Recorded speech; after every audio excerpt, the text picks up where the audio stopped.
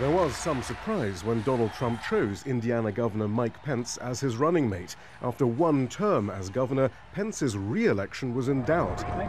Half of his financial donors were reported to have deserted his campaign. Policies he championed had angered both Republicans and Democrats. Perhaps none more so than a law that restricted a woman's federally protected right to an abortion and her right to keep personal information private. This Facebook page became a focus of opposition to Pence. Its founder has chosen to remain anonymous. And I said, kind of offhandedly to my husband, gosh, if he wants to know this much, we might as well just call him every day and tell him about our menstrual cycle. And my husband kind of said, oh, you should make a Facebook page about that. So I did. Amongst many controversial provisions, the law requires that fetal remains be buried or cremated following termination. Objections were widespread, not least that a woman can have an early miscarriage without even knowing that she's pregnant during her period.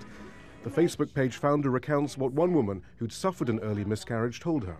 Here I am, covered in blood, and I'm thinking, am I going to be charged with something if I flush the toilet?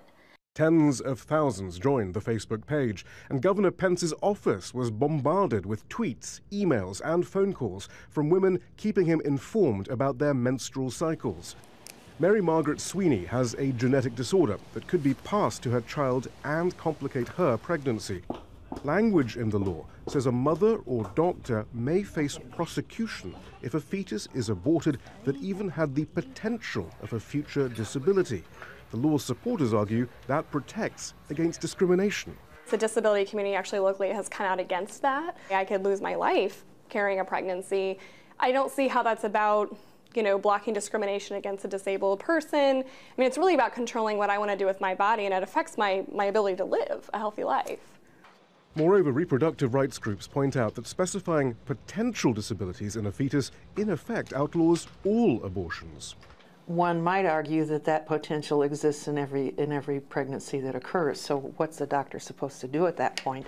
An Indiana court suspended the law based on the U.S. Supreme Court's ruling that no state has the right to interfere with a woman's right to an abortion prior to a fetus's viability. But Pence has already vowed that should the Trump ticket win, that ruling will be consigned to what he calls the ash heap of history. Shia Bertansi, Al Jazeera, Indiana.